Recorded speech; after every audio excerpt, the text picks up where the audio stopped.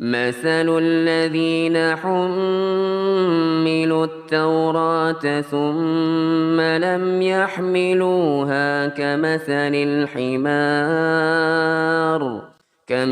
الحمار يحمل أسفارا بئس مثل القوم الذين كذبوا بآيات الله والله لا يهدي القوم الظالمين.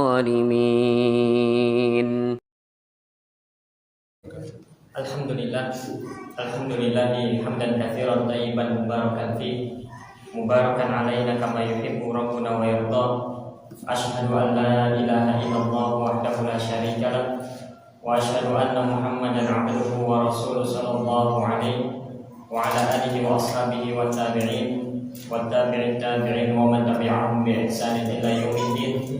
Qala Allah tabaraka wa ta'ala fil Qur'anil Karim, ya ayyuhalladzina amanu taqullaha haqqa tuqatih wa la tamutunna illa wa antum muslimun. Amma ba'd. Alhamdulillah, kita bersyukur kepada Allah Subhanahu wa taala atas nikmat Islam, nikmat iman, nikmat bertolakul ilmi ini. Kita diberikan kemudahan oleh Allah Subhanahu wa taala untuk bersama-sama belajar terkait dengan agama Allah Subhanahu wa taala. Kita bersyukur kepada Allah Subhanahu wa taala di majelis ini kita telah menyelesaikan beberapa kitab ringkas. 2 sudah kita menyelesaikan kitab tersebut. Sekarang kita masuk ke dalam pembahasan yang baru. Kita akan membahas terkait dengan masalah fikih, terkait dengan masalah wudu dan sholat, fikih praktisnya, fikih ringkasnya. Setelah di pertemuan-pertemuan yang lalu kita telah menyelesaikan pembahasan tafsir surah Al-Fatihah, berisi terkait dengan masalah tauhid, berisi juga terkait dengan tafsir. Di sana disebutkan juga tentang tazkiyatun nufus sebagiannya. Kemudian kita pun membahas tentang atau yang berkaitan dengan adab dan akhlak thalabatul ilmi sedikitnya. Kemudian di pembahasan kali ini di majelis kita sekarang kita akan membahas sebuah permasalahan fikih 2 saja, yaitu wudu dan sholat. Baik. Metodologi yang akan kita gunakan atau buku panduan yang kita akan gunakan adalah ini merupakan risalah yang disampaikan oleh Fadilatul Syekh Abdul Aziz bin Abdullah bin Baz rahimahullah tabaraka wa ta'ala. Karena apa yang beliau sampaikan itu ringkas sehingga nanti tidak akan terlalu panjang kita berbicara. Kemudian juga nanti akan kita di tengah-tengah pembahasan ini merupakan panduan yang kita akan jadikan acuan. Risalah yang disampaikan oleh Fadilatul Syekh Ibn Baz rahimahullah taala tentang wudu dan sholat. Kemudian kita akan menjelaskan di beberapa pembahasan yang akan kita kaji lebih mendalam sedikit, dan di beberapa pembahasan kita tidak akan kemudian berpanjang lebar di dalamnya. Nanti di beberapa pembahasan, di beberapa permasalahan kita akan menyebutkan khilaf ulama di sana. Namun di beberapa pembahasan kita hanya akan menjelaskan saja apa maksud dari yang disampaikan oleh Syekh bin Baz rahimahullah taala dan lain sebagainya. Baik. Kita akan memulai dengan fikih wudu terlebih dahulu. Pembahasan yang pertama yang akan kita kaji dan akan kita bahas adalah tentang atau terkait dengan syarat wudu. Seorang yang ketika hendak berwudu maka dia harus mengetahui apa saja harus dipersiapkannya. Karena tidak bisa langsung ujuk-ujuk berwudu, ambil air kemudian dia basuh, tidak. Di sana ada syaratnya. Ada syarat-syarat yang harus dipenuhi sebelum dia berwudu. Sehingga dari sini seorang muslim harus mengetahui apa saja syarat-syarat tersebut, sehingga wudu yang dikerjakannya itu kemudian menjadi wudu yang sah. Yang kemudian ketika dia pun sholatnya pun sah, dikatakan begitu. Maka syarat wudu yang disebutkan oleh Fadilatul Syekh bin Baz rahimahullah taala, dan poin penting dalam pembahasan fikih adalah, dan ini pula yang akan kita nanti jelaskan di sini. Poin penting dalam pembahasan fikih adalah bagaimana seorang itu dia memahami permasalahan-permasalahan yang disebutkan. Karena fikih itu isinya permasalahan-permasalahan semua. Jadi bukan hanya sekedar poin-poin, bukan hanya sekedar syarat ada sekian, rukun ada sekian, bukan hanya itu. Bukan hanya syarat ada sekian, nomor 1 ini dalilnya ini, nomor 2 ini dalilnya ini. Bukan hanya begitu fikih. Namun fikih adalah bagaimana seorang itu memahami nanti permasalahan-permasalahan disebutkan. Karena fikih dinamakan fikih, disebutkan oleh sebagian para ulama, makna dari al-fiqhu sendiri. Al-fiqhu itu maknanya adalah al-fahmu daqiq. Bahwa yang namanya al-fiqh dinamakan fikih karena dia itu bermakna al-fahmu daqiq, pemahaman yang detail yang rinci. Sehingga pemahaman terkait dengan masalah-masalah fikih ini memang dibutuhkan pemahaman yang rinci, yang mendalam. Kadang permasalahan kelihatan sama, tapi jawabannya berbeda-beda. Yang ini mengatakan begini, yang ini mengatakan begini, padahal sama-sama permasalahannya. Sehingga di majelis kita ini, Sabtu sore ini, fokus kita adalah bagaimana kita kemudian memahami permasalahan demi permasalahan yang dijelaskan, bukan sekedar poin-poin saja. Sehingga nanti kita akan menyebutkan banyak permasalahan-permasalahan di dalamnya dan bagaimana cara kita memahami tersebut. Baik, sehingga bukan hanya sekedar poin-poin, tidak. Namun di sana ada pemahaman terkait dengan permasalahan-permasalahan. Nanti akan kita jelaskan apa maksud yang dimaksud dengan permasalahan-permasalahan tersebut. Syarat wudu disampaikan oleh Fadilatul Syekh Ibn Baz rahimahullah taala di dalam kitab Ad-Durus Al-Muhimmah. Wa hiya 10. Syarat wudu itu ada 10. Sehingga ketika seseorang itu hendak berwudu, maka dia harus terpenuhi 10 syarat ini. Satu saja tidak terpenuhi dan wudunya tidak sah. Maka dikatakan yang pertama Islam. Yang pertama Islam. Seorang kalau ingin dikatakan sah wudunya, maka tidaklah wudu itu diterima atau sah kecuali dari seorang muslim. Sehingga ini syarat yang pertama, yaitu Islam, seorang muslim. Kalau ada orang kafir berwudu dengan gerakan yang benar, maka wudunya tidak sah. Maka wudunya tidak diterima dan tidak dikatakan sebagai wudu sekalipun gerakannya benar. Kenapa? Karena dia kafir. Maka wudu sah dari seorang muslim. Ini yang pertama. Kemudian yang kedua, syarat sah wudu berikutnya adalah al-aql, berakal. Ini penting juga. Maka wudu tidak sah bagi orang-orang yang tidak berakal atau hilang akalnya atau tidak memiliki akal. Misalkan contoh di antara orang yang tidak berakal, orang gila. Kalau ada orang gila misalkan, dia berwudu, kata orang gila masuk ke masjid kemudian dia berwudu, wudu dengan wudu yang benar, dia membaca doa, dia menggunakan ini dan itu dan lain sebagainya, wudu dengan wudu yang benar. Apakah wudunya sah? Kita katakan dia telah berwudu? Jawabannya tidak, karena dia tidak berakal. Baik, sehingga di sini wudu hanya sah dari orang yang berakal saja. Orang gila berwudu tidak sah wudunya. Orang gila berwudu tidak dikatakan bahwa dia telah berwudu. Kemudian juga termasuk dari orang yang berakal atau termasuk dari orang yang tidak berakal, dikategorikan sebagai orang yang tidak berakal adalah orang yang tidur. Kalau ada orang tidur, melindur, kemudian wudu dia, wudu dengan wudu yang benar, kita menyaksikan sendiri, melindur wudu. Setelah itu kemudian bangun, kemudian ingin sholat. Kenapa? Karena tadi sudah berwudu dan disaksikan ada CCTV-nya misalkan, tadi saat tidur melindur wudu, kemudian dia ingin langsung sholat. Maka jawabannya tidak sah wudunya. Kenapa? Karena dia berwudu dalam kondisi ngelindur, tidak ada akal di sana. Sehingga apa yang harus dilakukan ketika ingin sholat? Dia harus berwudu lagi karena wudunya tadi tidak sah. Ini masuk dalam kategori bahasa berakal. Kemudian juga di antara bentuk dari orang yang tidak berakal adalah, atau orang yang tidak memiliki akal adalah, atau orang yang saat itu tidak ada akalnya adalah, misalkan wudunya orang yang mabuk. Ada orang peminum khamar kemudian dia masuk masjid, oh datang waktu sholat subuh misalkan, baru dia masih geleyengan misalkan, kemudian dia masuk ke tempat berwudu dengan wudu yang benar, kemudian dia ingin mengerjakan sholat, maka kita katakan wudunya tidak sah karena hilang akalnya karena sebab minuman khamar tersebut.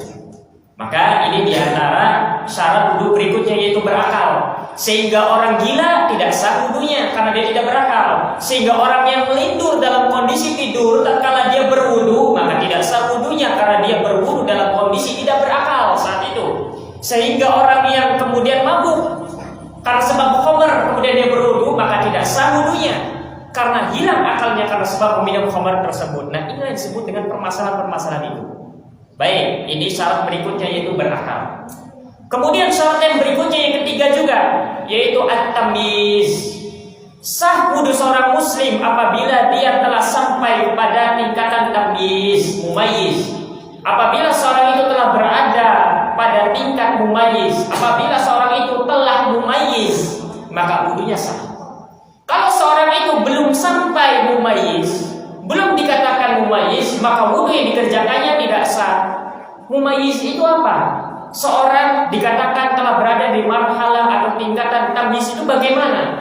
Maka dikatakan oleh para ulama yang mana mereka mengambil di dalam hadis yang dikeluarkan oleh Imam Abu Dawud nomor 495, Rasulullah SAW pernah bersabda, "Muru auladakum bis-shalah wa huwa abna'u sab'i sinin." Bahwasanya perintahkanlah anak-anak kalian untuk sholat, mengerjakan sholat wahum abna'u sab'i sinin, dalam keadaan mereka berusia 7 tahun. Dari hadis yang mulia ini, para ulama kemudian beristidlal menyimpulkan bahwa seorang dikatakan mumayyiz apabila usianya minimal telah sampai 7 tahun. Kalau seorang sudah sampai usia 7 tahun, maka dia dikatakan sebagai seorang anak yang mumayyiz. Di bawah itu, maka tidak dikategorikan sebagai seorang yang mumayyiz. Maka kalau ada seorang anak berusia 5 tahun berwudu, tidak sah wudunya.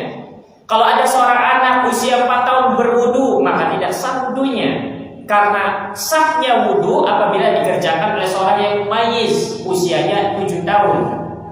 Batasnya minimalnya 7 tahun. Kalau ada seorang anak usia 6 tahun, lebih setengah misalkan, dia berwudu dengan wudu yang bagus, apakah sah wudunya? Jawabannya tidak, karena dia belum mumayyiz.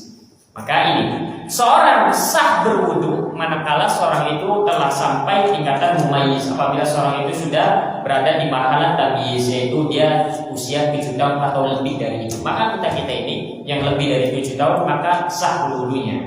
Kalau ada anak-anak usia 5 tahun, maka tidak sah wudunya. Kalau begitu tidak perlu berwudu. Tidak, dalam pendidikan perlu diajari anak-anak yang di bawah itu pun berwudu agar terbiasa berwudu nantinya. Bahkan kalau bisa sebelum tidur diajari berwudu sekalipun tidak sah wudunya. Sekalipun tidak sah wudunya, namun dalam rangka mendidik agar terbiasa. Ini yang disebut dengan tamyiz. Di sana nanti akan kita mendengar juga istilah yang disebut dengan baligh. Disebut dengan baligh. Ada baligh, ada mumayyiz. Mumayyiz itu manakala seorang anak telah berusia 7 tahun, maka ini anak dikatakan sebagai seorang anak mumayyiz. Seorang yang telah berusia 30 tahun, apakah dia seorang mumayyiz? Ya jelas, sudah melewati masa-masa itu. Nanti ada juga istilah baligh. Seseorang telah baligh. Kalau berkaitan dengan syarat sah, maka biasanya itu terkait dengan mumayyiz. Misalkan sholat. Sholat itu dikatakan sah apabila yang dikerjakan oleh seorang yang mumayyiz. Tapi apakah wajib? Maka seorang yang mumayyiz tidak wajib untuk mengerjakan sholat. Misalkan sholat maghrib. Ada anak usia 7 tahun. Kalau dia sholat, sah tidak? Jawabannya sah karena dia sudah mumayyiz. Sekarang wajib tidak dia mengerjakan sholat maghrib? Jawabannya tidak wajib. Belum wajib karena dia belum baligh. Maka nanti ada istilah baligh di sana. Baligh itu apa? Baligh itu adalah manakala seorang lelaki dia telah mengeluarkan sperma pada usia minimalnya 9 tahun. Seorang lelaki apabila dia telah mengeluarkan sperma pada usia 9 tahun minimalnya, maka dia disebut sebagai seorang yang baligh. Maka dari sini difahami bahwa seorang yang baligh pasti mumayyiz. Tapi seorang yang mumayyiz belum tentu baligh. Karena baligh minimal usia 9 tahun. Kalau di usia 9 tahun seorang anak lelaki telah mengeluarkan sperma, maka dia telah sampai tingkatan baligh. Ini orang sudah baligh, sehingga dia wajib sholat. Wajib sholat. Seorang anak yang mumayyiz tidak wajib sholat, tapi kalau mengerjakan sholat sah. Seorang yang baligh wajib sholat, dan kalau dia mengerjakan sholat ya dia juga sah. Begitu. Sehingga nanti dari sini ketika seorang hendak memilihkan imam, melatih seorang anak itu menjadi imam, maka boleh dia menjadikan anak-anak yang mumayyiz sebagai imam karena sah. Tapi kalau di bawah itu usia 5 tahun jadi imam, tidak sah sholatnya nanti semua. Baik, itu istilah baligh. Maka ciri seorang itu baligh adalah bagi seorang lelaki minimal usia 9 tahun telah mengeluarkan sperma. Bagi seorang wanita minimal di usia 9 tahun dia telah mengeluarkan darah haid. Ini ciri-ciri yang mudah saja. Kemudian kalau misalkan di usia 9 tahun, 10 tahun, 11 tahun, 12 tahun, si anak lelaki tidak juga mengeluarkan sperma. Seorang wanita, si anak wanita tidak juga mengeluarkan darah haid. Bagaimana untuk kemudian menilai bahwa dia ini telah sampai akil baligh, bahwa si anak ini telah sampai tingkatan baligh? Maka batas usia 15 tahun. Maka kalau seorang anak itu telah sampai usia 15 tahun, sekalipun dia tidak mengeluarkan sperma, maka dia dianggap telah baligh. Seorang anak wanita apabila dia keluar darah haidnya, tidak juga keluar darah haidnya, namun karena sudah berusia 15 tahun, maka dia dianggap sebagai seorang anak yang baligh. Baik, itu diantara istilah nanti baligh. Ini tamyiz. Maka syarat wudu itu pertama Islam, kemudian yang kedua berakal, kemudian yang ketiga tamyiz, usia 7 tahun. Dikatakan sebagai seorang yang mumayyiz. Kemudian yang berikutnya, yang keempat, syarat berikutnya dari syarat wudu adalah niat. Niat bahwa seorang itu memang ingin wudu. Niat itu apa? Niat itu adalah keinginan yang kuat yang terdapat di dalam hati. Dia ingin mengerjakan wudu, maka itu disebut dengan niat. Bagaimana cara seorang itu tahu tahu bahwa dia telah berniat berwudu? Kalau ada orang yang bertanya, kamu mau ngapain? Saya ingin berwudu, tandanya dia telah niat. Sehingga tidak perlu kemudian mengucapkan baik dalam hatinya atau dalam lisannya. Ketika seorang itu telah berkeinginan kuat untuk mengerjakan wudu, maka dia sudah berniat. Baik. Kalau misalkan ada seorang di tengah perjalanan siang-siang panas, kemudian dia istirahat dulu di masjid, kemudian dia masuk ke kamar mandi di tempat wudu, kemudian dia membasahi anggota-anggota wudunya karena panas, maka apakah orang ini dikatakan bahwa dia telah berwudu? Jawabannya tidak, karena dia membasahi anggota-anggota tubuhnya itu bukan niat berwudu, tapi karena panas ingin dicuci, ingin dibasuh wajahnya, ingin kumur-kumur dia, ingin dibasahi rambutnya, sekalipun gerakannya gerakan wudu. Apakah dia terhitung sebagai orang yang berwudu? Jawabannya tidak, karena dia tidak meniatkan bahwa dia ingin berwudu. Seorang dianggap telah berwudu manakala dia memang ingin berwudu. Kalau dia hanya ingin sekedar membasahi saja, hanya ingin sekedar kemudian panas, misalkan ingin mendinginkan anggota tubuhnya tersebut, sekalipun gerakannya gerakan wudu, dia tidak dikatakan sebagai seorang yang berwudu. Sehingga syarat yang keempat adalah niat ingin berwudu. Baik. Kemudian dikatakan berikutnya yang kelima, syarat wudu adalah wastishabu hukmiha bi an la yanwi qat'uha hatta tatimma taharatuhu. Bahwasanya seorang itu dia harus meneruskan niat berwudunya itu bi an la yanwi qat'uha, dengan tidak berniat untuk menghentikannya hatta tatimma taharatuhu, hingga selesai wudunya. Apa maksudnya? Yang kelima di sini, syarat yang kelima yang berikutnya adalah seseorang harus meniatkan dari awal sampai akhir ketika dia menyelesaikan wudunya. Apa maksudnya? Bahwasanya jangan sampai nanti di tengah perjalanannya dalam ketika berwudu kemudian nggak jadilah, pengen makan dulu misalkan, akhirnya tidak diselesaikan wudunya, maka tidak sah wudunya. Sehingga yang kelima di sini syarat wudu berikutnya adalah dia harus terus meniatkan hingga selesai wudunya. Dia harus terus meniatkan bahwa dia ingin berwudu hingga selesai wudunya. Kalau dia menghentikan di tengah jalan, misalkan baru juga membasuh wajah, kemudian dia pikir pengen makan dulu lah, pulang dulu ke rumah misalkan, itu namanya membatalkan niat berwudu, maka wudunya tidak sah. Maka nanti kalau sudah pulang kemudian makan balik lagi, jangan meneruskan, bukan, tapi mengulangi lagi dari awal. Itu maksud syarat yang kelima. Seorang harus terus meniatkan wudunya hingga selesai wudunya. Jangan sampai baru di pertengahan wudu dia mengatakan, aduh iya, belum beli ini, akhirnya ke warung dulu, kemudian balik lagi, kemudian meneruskan wudunya. Tidak, ulangi lagi dari awal. Baik, itu maksud dari meneruskan niatnya hingga selesai wudunya. Jadi dia berjalan dari rumah, misalkan dia ingin berwudu di masjid. Dari rumah dia sudah meniatkan, saya ingin berwudu di masjid. Kemudian sampai di tempat wudu, dia kemudian melakukan membasuh ini hingga selesai. Maka ini tandanya dia meniatkan itu sampai selesai wudu. Kalau misalkan dia berniat dari rumah berjalan ke masjid, di tempat wudu dia membasuh wajahnya, membasuh kepalanya, membasuh tangannya, membasuh telinganya sampai di telinga sisa kaki. Kemudian dia kepikiran, iyalah ini dulu mau mampir ke warung dulu misalkan. Akhirnya dia ke warung dulu sebentar, beli ini. Balik lagi ke masjid. Apa yang harus dilakukan? Apakah dia sisa kaki saja? Berarti kalau begitu tinggal lanjutkan saja kaki? Jawabannya tidak. Itu tandanya bahwa dia telah memutus niat wudunya. Sehingga di sini seorang harus terus meneruskan niat wudunya sampai selesai wudunya.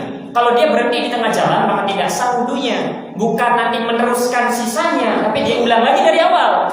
Karena dia memotong niat untuk mengerjakan wudu tersebut. Ini yang kelima, meneruskan niat berwudu hingga selesai berwudu. Kemudian yang keenam, wanqita'u mujibil wudu'i.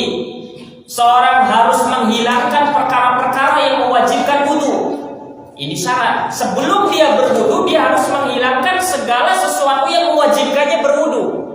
Apa segala sesuatu yang mewajibkannya berwudu itu? Buang air kecil, kemudian buang air besar. Ini merupakan sesuatu yang mewajibkannya berwudu.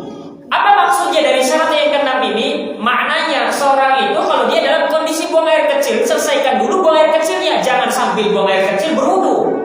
Gitu maksudnya. Sehingga seorang harus menghilangkan terlebih dahulu hal-hal yang mewajibkannya berwudu, seperti buang air kecil, buang air besar. Misalkan, ini waktunya bentar lagi mau komat, ini dalam kamar mandi, sudahlah digabung saja sekalian, sambil buang air kecil sambil berwudu di dalam kamar mandi. Tidak sah dia.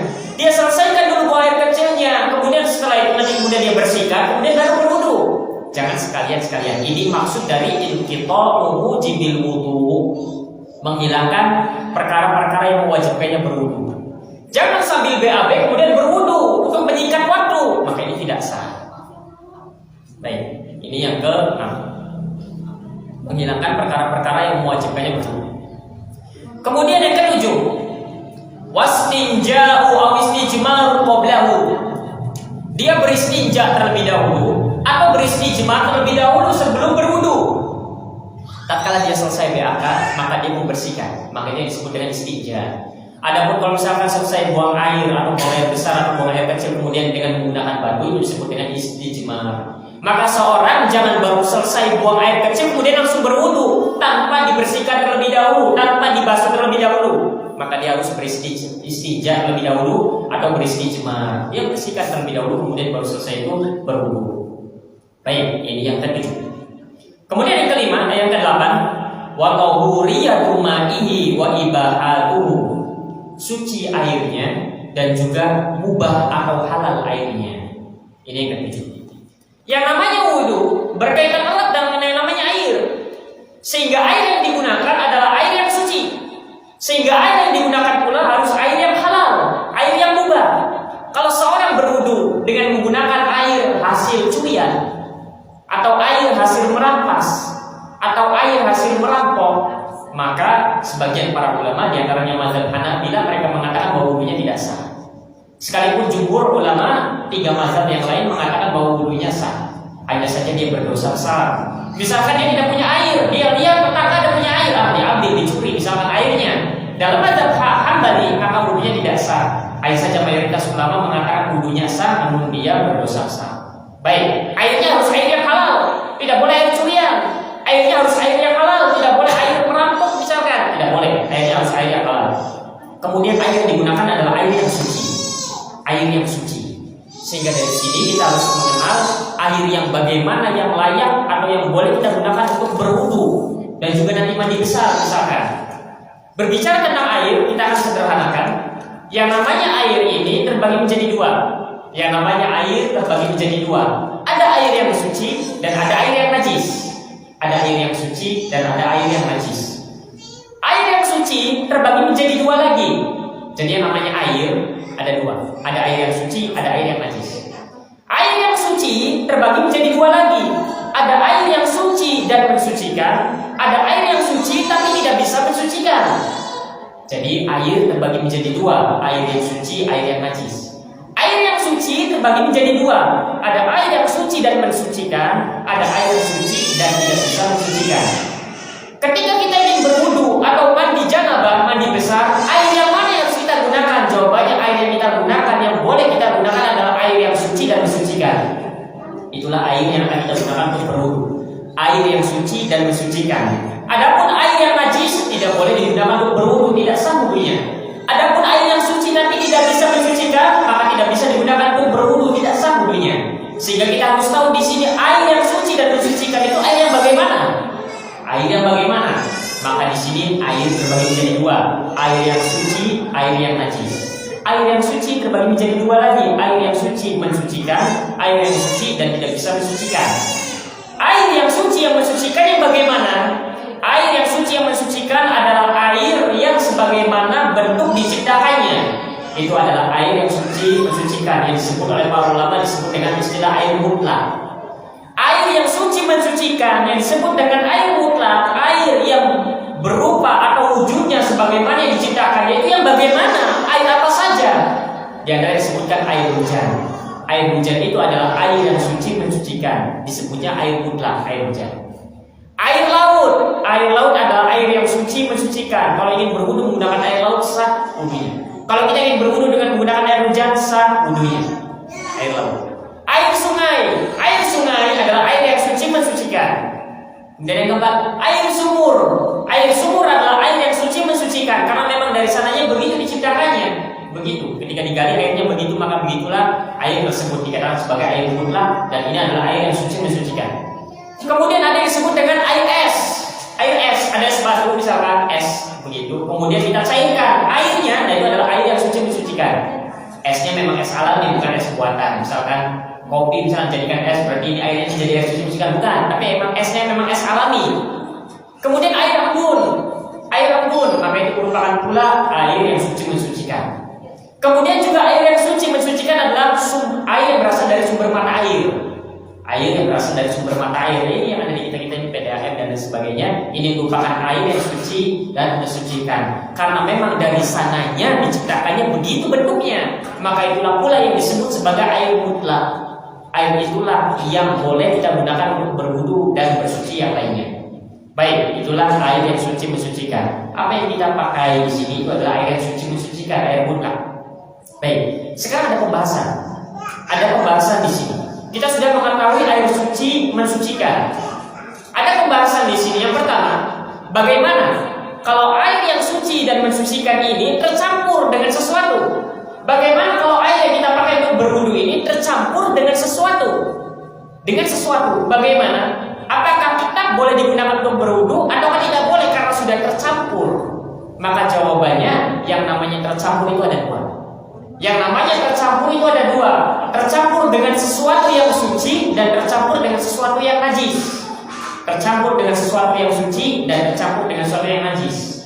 Jadi kita sudah tahu air yang suci mensucikan. Bagaimana air yang diperbolehkan untuk berwudu ini semua misalkan yang ada di keran-keran dan lain sebagainya, itu air yang sah dan boleh untuk digunakan untuk berwudu.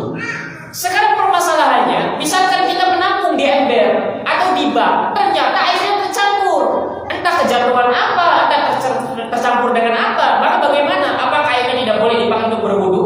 Apakah airnya tidak boleh digunakan untuk mandi? Maka yang namanya tercampur itu ada dua. Ada yang tercampur dengan benda yang suci, ada yang tercampur dengan benda yang najis. Baik, kita akan membahas dulu tercampur dengan benda yang suci. Tercampur benda yang suci, tercampur dengan benda yang suci. Tercampur dengan benda yang suci ada dua gambarannya. Nah, itulah fikih. Itulah disebut dengan al-fahmu daqiq. Pemahaman yang detail, yang rinci. Air yang suci mensucikan tercampur dengan sesuatu yang suci, maka ada dua gambarannya. Yang pertama, tidak mempengaruhi atau tidak mengubah bentuk air. Misalkan di bak tercampur dengan sampo, kita lagi sampoan, samponya jatuh ke situ, bekas busanya itu jatuh ke air. Kalau misalkan tidak mengalami perubahan, maka air tersebut boleh kita gunakan untuk berwudu. Dia tercampur dengan sampo, dia tercampur dengan sabun, dia tercampur dengan ini dan itu, namun tidak mengalami perubahan, tidak menjadikannya berubah menjadi air sampo. Begitu. Tidak menjadikan dia berubah secara signifikan. Dia masih air. Maka dalam kondisi ini, maka inilah boleh digunakan untuk berwudu.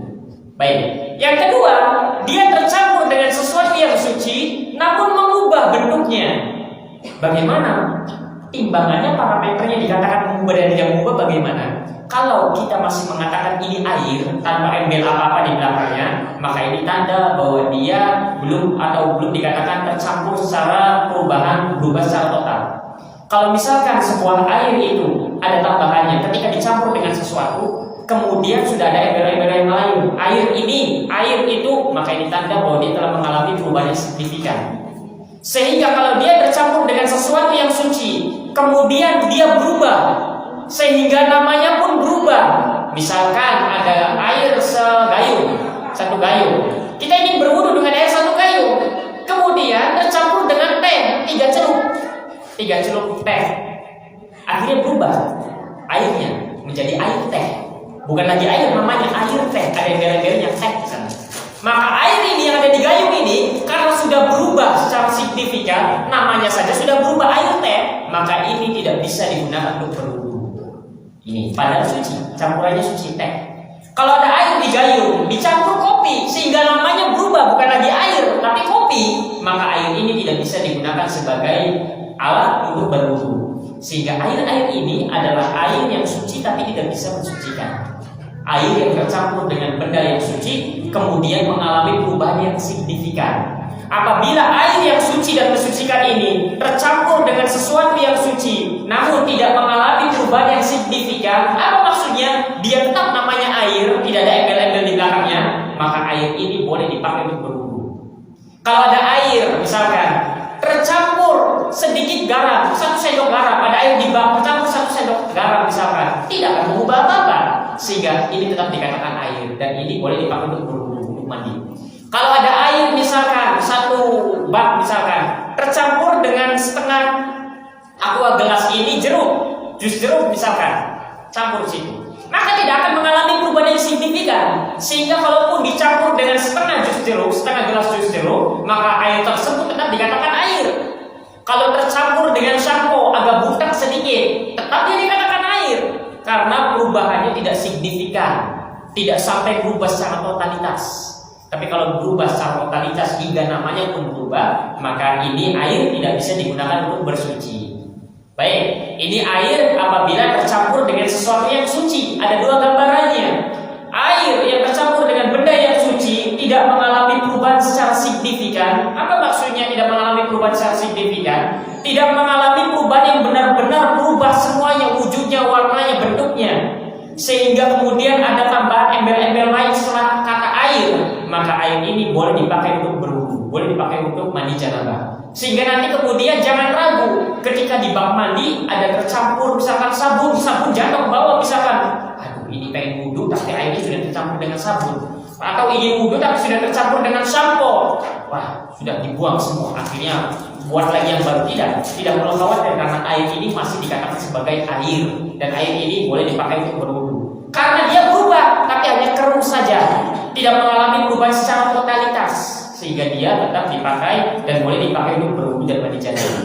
Apabila air yang suci dan mensucikan tercampur dengan sesuatu yang suci kemudian mengalami perubahan yang signifikan sehingga namanya berubah, air ada embel-embelnya, air jeruk, air susu, air kopi, maka air ini tidak boleh dipakai untuk berwudu.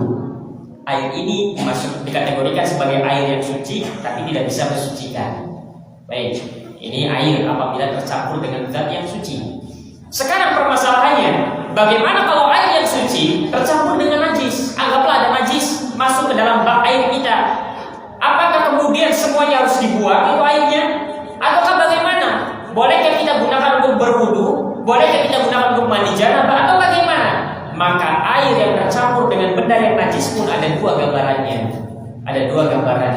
Yang pertama, air tercampur dengan sesuatu yang najis namun tidak mengubah salah satu dari tiga sifat air, yaitu baunya, yaitu warnanya, yaitu rasanya. Maka air ini sekalipun tercampur dengan sesuatu yang najis, air ini boleh dipakai untuk berwudu, boleh dipakai untuk mandi janabah, boleh dipakai untuk bersuci. Tercampur dengan zat yang najis namun tidak mengubah warnanya, tidak mengubah rasanya, tidak mengubah aromanya. Terkena setetes misalkan, maaf air kencing misalkan, satu bak besar, tidak mengubah itu semua, maka ini boleh dipakai untuk berwudu dan mandi janabah. Tapi kalau air itu tercampur dengan benda yang najis, dengan sesuatu yang najis, kemudian mengubah salah satu dari tiga ini, maka air tersebut tidak boleh dipakai untuk wudu, tidak boleh dipakai untuk bersuci.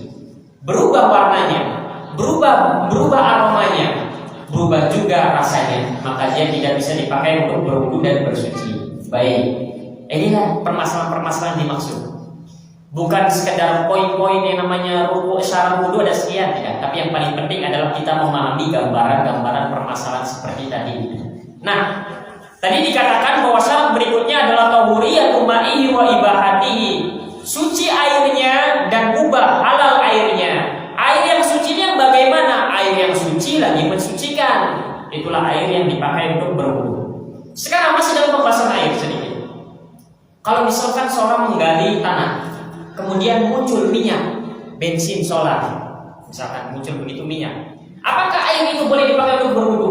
Karena tadi disebutkan bahwa namanya air yang suci lagi mensucikan, atau disebut dengan air mutlak, adalah air yang sebagaimana bentuknya itu sebagaimana diciptakannya. Semisal air hujan diciptakannya begitu, maka itu yang disebut dengan air mutlak. Sekarang ketika menggali tanah kemudian muncul air solar, muncul air bensin, muncul air oli misalkan, lah itu kan diciptakannya sudah begitu. Apakah boleh bagi kita untuk berwudu karena ini adalah air mutlak sebagaimana diciptakannya begitu? Maka jawabannya ini tidak disebut air, ini disebutnya bensin, ini disebutnya oli. Maka yang dipakai untuk berwudu mandi janabah adalah air saja. Adapun yang tadi sekalipun bentuknya cair, tapi bukan air namanya oli, tapi namanya bensin, tapi namanya solar, sehingga tidak bisa dipakai untuk berwudu. Saya ingin berwudu menggunakan oli misalkan. Tadi saya kemudian menggali di halaman air mutlak sebagaimana diciptakannya. Kita katakan itu bukan air, itu benda cair namanya bensin. Yang kita gunakan adalah air mutlak, air yang sebagaimana bentuk ciptakannya, air hujan, air laut, air sungai, itu namanya air. Baik. Kemudian bagaimana kalau misalkan air itu, air yang kita ingin gunakan untuk berwudu, tiba-tiba kejatuhan oleh sesuatu? Kalau tadi kan tercampur dengan sesuatu yang suci, tercampur dengan sesuatu yang najis.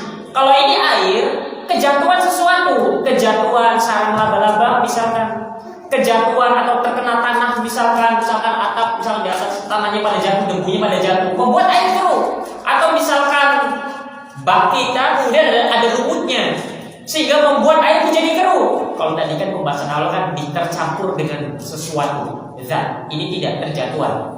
Bagaimana? Bolehkah kita menggunakan air ini? Maka kalau misalkan air yang kita gunakan untuk bersuci, kejatuhan sarang laba-laba atau terkena tanah, atau misalkan ada lumutnya itu di baknya, bolehkah dipakai? Jawabannya boleh dipakai. Sekalipun keruh, ya sekalipun keruh. Kenapa? Karena dia tetap dinamakan air. Karena dia tetap dinamakan air. Baik. Permasalahan berikutnya. Jadi masalah tentang air banyak sekali. Permasalahan berikutnya masih tentang air. Apalagi sekarang zaman sudah semakin berkembang, semakin maju. Sekarang bagaimana? Kalau ada air najis, misalnya, air najis dimasukkan di alat tertentu, kemudian disaring menjadi air yang bisa dikonsumsi. Bolehkah air najis ini ketika dimasukkan ke alat penyaring semacam itu, kemudian airnya itu bisa dipakai untuk minum? Bolehkah dipakai untuk wudu? Bolehkah dipakai untuk mandi janabah? Bolehkah dipakai untuk bersuci? Sekarang kan sudah sangat canggih. Ada alat yang bisa menyaring yang tadinya sesuatu yang kotor, najis, dimasukkan ke situ, kemudian disaring menjadi air yang bisa diminum langsung. Ada alatnya. Nah sekarang masalahnya, boleh tidak air itu yang asalnya adalah air yang najis dimasukkan ke tempat alat penyaringan, keluar air dipakai berwudu, boleh tidak? Maka para ulama lajnah daimah mengatakan kalau semacam ini, maka airnya itu, hasil penyaringannya itu, maka boleh dipakai untuk berwudu dan mandi janabah. Air semacam ini. Loh kan sebelumnya najis, iya, tapi dia telah mengalami penyaringan sudah dipisah antara najisnya dengan air yang murninya. Kemudian yang tersisa adalah air yang murninya. Maka air ini setelah melewati tahapan penyaringan boleh dipakai untuk berwudu dan mandi janabah. Baik, ini beberapa hal terkait dengan air. Kemudian syarat berikutnya 9, yang ke-9. Kalau tadi yang ke-8. Nah, itu ingat itu airnya tadi. Sehingga yang kita sebutkan di sini, oh iya, masih ada lagi permasalahan. Misalkan kita sering mendengar dalam masyarakat air mustakmal. Ada juga air musyammas. Air musyammas, air mustakmal. Bagaimana berwudu atau mandi janabah dengan menggunakan air mustakmal? Bagaimana berwudu atau mandi janabah dengan menggunakan air musyammas? Maka berwudu atau mandi janabah dengan air mustakmal. Apa itu air mustakmal? Itu pertanyaan. Air mustakmal adalah air bekas wudu atau bekas kita bersuci. Kalau misalkan kita berwudu, kemudian air yang menetes dari anggota tubuh kita itu disebut dengan air mustakmal. Sekarang masalahnya, kalau ada orang misalkan mengumpulkan bekas wudunya, kemudian boleh tidak dipakai untuk wudu lagi. Atau misalkan ada air mustakmal, air bekas wudu, tercampur masuk ke air yang suci, boleh tidak air yang suci itu dipakai untuk wudu lagi? Nah itu disebut dengan air mustakmal. Jadi ada dua permasalahan. Pertama, air bekas wudunya dikumpulkan, kemudian dipakai lagi untuk berwudu, boleh tidak? Yang kedua, air mustakmal, airnya menetes bercampur dengan air yang suci, boleh tidak digunakan lagi untuk berwudu? Maka ini permasalahan. Mazhab Syafi'iyah, sebagaimana itu yang diamalkan di negeri kita banyaknya, dan itu yang diamalkan di orang-orang yang kita lihat biasanya, air mustakmal tidak boleh digunakan. Sehingga mereka pertama tidak menggunakan air bekas wudu dan digunakan untuk wudu lagi. Kemudian mazhab Syafi'i juga, mereka tidak menggunakan air bekas wudu yang kemudian tercampur dengan air yang suci. Sehingga ketika mereka berwudu memang sangat hati-hati sekali. Apalagi misalkan airnya cuma seember kecil misalkan. Jangan sampai nanti bekas air wudunya nempel nyemplung ke situ, nanti dasar nantinya begitu dia pengen berwudu menggunakan air itu karena sudah tercampur dengan air mustakmal. Baik, itu mazhab Syafi'i. Mazhab Syafi'i. Adapun memang ini terjadi perselisihan di kalangan para ulama. Adapun yang kuat yang Allah Ta'ala alam bisawab adalah bahwa yang namanya air, kaidah tentang air adalah selagi air itu suci dan dan mensucikan, maka sekalipun namanya musta'mal, musyammas, maka dia boleh dipakai untuk berwudu. Boleh dipakai untuk berwudu. Maka kalau ada orang kemudian berwudu dengan bekas air bekas wudu tercampur dengan air yang suci, kalau misalkan ada orang berwudu dikumpulkan airnya dipakai wudu lagi, kayak jarang ada yang mau. Tapi yang banyak dalam prakteknya adalah seorang berwudu ternyata air yang suci kecipretan dengan bekas air wudu kita. Bolehkah dipakai? Dan itu adalah yang musta'mal. Jawabannya boleh. Kenapa boleh? Karena praktek dari Rasulullah SAW dan para sahabatnya. Di antaranya kita akan sebutkan beberapa riwayat untuk menguatkan apa yang kita sebutkan ini. Di antaranya dalil bahwa yang namanya air musta'mal itu bisa dipakai untuk berwudu adalah sebagaimana yang datang dari Rasulullah SAW. Yang pertama disebutkan dari sahabat yang mulia Abu Hudzaifah, beliau mengatakan kharaja alaina Rasulullah SAW bil hajirah fa utiya bi wudu'in fatawadda'a faja'ala an-nas ya'khuduna min fadli wudu'ihi fayatamassahuna bihi. Rasulullah SAW pernah keluar bersama kami ke Al-Hajirah. Lalu beliau didatangkan dengan air wudu. Rasulullah ingin berwudu, kemudian didatangkan air. Kemudian Rasulullah SAW pun berwudu. Kemudian para sahabat berebutan mengambil bekas air wudu beliau SAW. Kemudian para sahabat pun menggunakannya untuk mengusap bagian wudunya. Jadi air bekas Rasulullah SAW digunakan oleh para sahabat untuk kemudian berwudu oleh mereka. Sebagian digunakan untuk mengusap kepalanya dan lain sebagainya. Di dalam hadis yang lain pula disebutkan bahwasanya Rasulullah SAW masaha bi ra'sihi min fadli ma'in kana fi yadi. Nabi SAW pernah mengusap kepalanya dengan bekas air wudu yang berada di tangannya. Ketika dia berwudu, kemudian bekas air wudunya itu ia gunakan. Dia tidak mengambil air yang baru. Rasulullah tidak mengambil air yang baru. Rasulullah menggunakan air bekas wudunya untuk mengusap kepalanya. Kalaulah air musta'mal itu tidak diperbolehkan atau tidak sah digunakan untuk berwudu, maka Rasulullah pasti akan mengambil air yang baru. Namun nyatanya Rasulullah SAW mengusap kepalanya dan ini sedang berwudu dengan menggunakan air bekas sisa wudunya. Ketika dia kemudian membasuh tangannya, masih ada sisa air ini bekas membasuh tangan, itu namanya air musta'mal. Kemudian dia gunakan untuk mengusap kepalanya, tidak mengambil air yang baru. Begitu pula para sahabat. Ketika para sahabat melihat Rasulullah berwudu, kemudian para sahabat berebut untuk mengambil sisa bekas air wudu Rasulullah SAW. Kemudian sebagian mereka mengusapkannya ke kepala. Kalaulah memang air musta'mal itu terlarang, maka niscaya Rasulullah pertama akan melarang para sahabat untuk melakukan itu. Yang kedua, para sahabat pasti akan mengambil air yang baru. Namun nyatanya tidak. Sehingga dari sini bagaimana berwudu dengan menggunakan air musta'mal, maka jawabannya boleh. Sehingga tidak perlu khawatir ini air tercampur tidak dengan bekas air wudu yang tadi. Kaidahnya selagi air itu suci dan mensucikan maka dipakai untuk berwudu. Kalau air itu tercampur dengan najis dan berubah menjadi najis maka tidak boleh digunakan untuk berwudu, itu kaidahnya. Kemudian yang kedua, air musyammas. Apa itu air musyammas? Air musyammas adalah air yang dipanaskan. Air yang dipanaskan, baik dengan terik matahari, dengan sinar matahari dipanaskannya, atau dengan api, dengan kompor dipanaskan, dimasak dulu. Bagaimana hukum menggunakan air yang dipanaskan ini untuk berwudu, untuk mandi janabah? Karena sebagian madhab mereka mengatakan makruh, sebagian lagi mereka mengatakan melarangnya dan lain sebagainya. Maka kita katakan air musyammas itu boleh digunakan untuk berwudu, baik air yang dipanaskan karena terik sinar matahari, ataukah kita menyengaja masak air untuk berwudu. Air misalkan dari keran dikumpulkan, kemudian dimasak dingin misalkan, pengen berwudu pakai air hangat, air panas, maka ini diperkenankan, diperbolehkan dan tidak sampai tingkatan makruh. Kenapa? Karena Umar bin Khattab radhiyallahu anhu pernah melakukan hal demikian. Umar kemudian dia memasak air lebih dahulu, kemudian dia gunakan untuk bersuci. Kalaulah memang terlarang atau misalkan makruh tidak disukai, maka niscaya Umar tidak akan melakukannya. Umar tidak akan melakukannya. Ini beberapa hal yang berkaitan dengan air. Maka berwudu dengan menggunakan air musta'mal atau air yang suci dan mensucikan bercampur dengan air musta'mal, maka boleh dipakai untuk berwudu dan mandi janabah.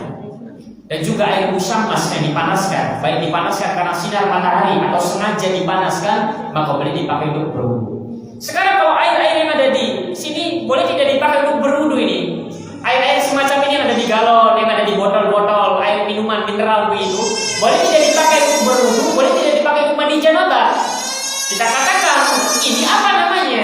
Kalau ini namanya air, maka boleh dipakai untuk berwudu. Tapi kalau ini namanya lain, air kopi, air susu dan lain sebagainya, maka tidak diperkenankan, tidak diperbolehkan untuk berwudu. Karena air mineral ini biasanya diambil dari sumber mata air. Sehingga air ini boleh tidak dipakai untuk berwudu, boleh. Air ini yang ada di botol kemasan atau di botol-botol apa semacam itu. Kalau dipanaskan boleh tidak? Boleh. Kalau air ini. Tapi kalau air ini dicampur kopi misalkan, kemudian air kopinya dipakai berwudu, maka tidak diperkenankan dan tidak sah wudunya. Baik. Kemudian yang ke-9, wa izalatu ma yamna'u sulu ilal basyarah. Syarat berikutnya dari syarat wudu yang mesti untuk diperhatikan adalah seorang yang ketika hendak berwudu maka dia harus menghilangkan segala sesuatu yang dapat menghalangi air itu masuk ke kulit. Harus menghilangkan segala sesuatu yang menghalangi air masuk ke kulit. Sampainya air ke kulit. Maka ini syarat yang ke-9. Menghilangkan terlebih dahulu segala sesuatu yang menghalangi sampainya air ke kulit. Kita harus menghilangkan terlebih dahulu, baik cat misalkan, atau tepung misalkan, atau pewarna misalkan, atau dan lain sebagainya, tinta misalkan. Pertama, kalau ingin berwudu harus hilangkan dulu itu. Dihilangkan dulu itu, bekas catnya dihilangkan, bekas tintanya dihilangkan, bekas tepung adonannya dihilangkan. Saya baru berwudu. Karena jangan sampai kita berwudu dalam kondisi ada sesuatu yang menghalangi air itu sampai ke kulit kita. Karena kalau dilakukan maka tidak sah wudunya. Nanti di sana harus yang diperhatikan adalah kalau misalkan cat, misalkan tukang bangunan, dia harus memperhatikan cat ini dia anti air atau bisa menyerap air. Misalkan ada tinta, dilihat dulu tinta ini anti air atau misalkan bisa menyerap air. Karena ada tinta yang bisa menyerap air, ada juga tinta yang anti air, ada cat yang anti air, ada cat yang bisa menyerap air. Kalau cat itu bisa menyerap air tidak masalah, dia berwudu dalam kondisi ada catnya. Tapi kalau misalkan cat itu anti air, maka dia harus hilangkan dulu catnya kemudian baru berwudu. Begitu juga dengan tinta. Begitu juga dengan tinta. Dan termasuk dalam pembahasan ini juga bagi orang yang memakai cincin. Bagi orang yang memakai cincin, cincin kan keras, biasanya ketat itu di bagian tangannya. Kalau dia berwudu, maka berarti bagian cincin itu di bawahnya tidak terkena air. Sehingga apa yang harus dilakukan? Ketika dia membasuh tangannya harus diputar dulu begitu supaya air itu masuk ke dalamnya. Dan itu harus diperhatikan. Karena kan cincin kan gak mungkin longgar. Kalau longgar pasti jatuh. Pasti kan cincin itu. Kalau dia basuh tangannya, air gak mungkin masuk di bagian di bawah cincin itu. Sehingga cincinnya diputar dulu supaya air itu bisa masuk ke dalamnya. Kalau tidak, nanti tidak sah wudunya. Dan ketika dia mengerjakan sholat, tidak sah sholatnya. Sekarang bagaimana kalau seorang itu memakai Hansaplast misalnya? Pakai Hansaplast. Perlu dilihat. Pertama, lukanya ini kalau kena air bagaimana? Kalau lukanya ini terkena air berbahaya, lukanya ini terkena air semakin bermudarat berbahaya, maka dia cukup membasuh atasnya saja, atau dia cukup membasuh luarnya saja, tidak mengapa. Namun kalau misalkan lukanya itu tidak mengapa terkena air, maka dilepaslah itu Hansaplast. Kemudian dia basuh apa bagian yang memungkinkan untuk dibasuh. Kemudian setelah kering baru dipakai lagi Hansaplastnya. Sehingga ini penting juga. Kecuali kalau Hansaplastnya bisa menyerap air dan yakin bisa menyerap air, maka silakan pakai itu Hansaplast dalam kondisi dia berwudu karena yakin bisa menyerap air. Tapi kalau tidak bisa menyerap air dan memang tidak berbahaya kalau terkena air, maka dilepas Hansaplastnya. Dia basuh terlebih dahulu yang memungkinkan untuk dibasuh, kemudian setelah kering baru dipakai lagi Hansaplastnya. Baik, ini beberapa hal yang perlu diperhatikan. Kecuali kalau orang itu dijik misalkan, memang itu tidak boleh terkena air, tapi harus dilakukan cukup diusap saja atasnya. Baik, ini syarat yang ke-9 yang harus diperhatikan. Menghilangkan segala sesuatu yang menghalangi sampainya air ke kulit. Ingin cat, ingin tinta, ingin bekas adonan dan lain sebagainya. Sehingga kita harus memperhatikan ada bekas atau tidak. Terkhusus bagi orang-orang yang banyak bergelimang dalam dunia cat misalkan, atau dalam dunia bangunan misalkan, adonan, semen dan lain sebagainya. Itu harus diperhatikan betul-betul. Harus diperhatikan betul-betul, harus di cross check terlebih dahulu sebelum berwudu. Kemudian yang terakhir yang ke-10 adalah syarat berikutnya, wa dukhulu waqti sholati fi haqqi man hadatsahu daim. Masuknya waktu sholat bagi orang-orang yang selalu berhadas, orang yang memiliki hadas. Baik, apa maksudnya? Seseorang ketika ingin berwudu, yang namanya orang itu banyak. Ada orang yang memiliki penyakit yang mana dia tidak bisa mengontrol buang hadasnya. keluar buang air terus begitu ada. Apalagi yang biasanya sudah menua, termakan usia, biasanya banyak didapati tidak bisa menahan buang air kecilnya. Apa yang harus dilakukan? Maka kalau dia ingin berwudu, pertama harus dipastikan bahwa telah masuk waktu sholat. Kemudian dia berwudu. Setelah berwudu, kemudian dia buang air kecil terus menerus, maka itu tidak masalah. Ini maksudnya. Wa dukhulu waqti sholati fi haqqi man hadatsahu daiman. Masuknya waktu sholat bagi orang-orang yang memang senantiasa berhadas. Tidak bisa dikontrol hadasnya, tidak bisa dikontrol buang air kecilnya, tidak bisa dikontrol buang air besarnya misalkan. Sehingga biasanya para orang tua, dan ini pernah sering kita dapati sendiri, ada yang setiap 1 jam sekali itu pasti buang air, ada begitu. Tidak bisa dikontrol, tidak bisa. Bahkan ada juga yang belum tua, masih muda tapi memang tidak bisa untuk dikontrol begitu, jadi ini tidak bisa. Sehingga apa yang harus dilakukan bagi mereka? Kalau mereka wudu nanti keluar buang air lagi, kalau berwudu buang air lagi, maka harus dilakukan. Pertama dia harus mengenakan sesuatu yang dapat menahan air kencing tersebut kemudian keluar kemana-mana. Kemudian yang kedua, kalau dia ingin berwudu maka harus menunggu waktu masuk waktu sholat wudu. Kalau misalkan dia pukul 11 siang misalkan dia berwudu, kemudian jam 12 kemudian dia buang air kecil lagi, maka akhirnya dia mengulangi wudunya lagi. Kemudian jam 1 buang air kecil lagi, kemudian akhirnya mengulangi wudunya lagi.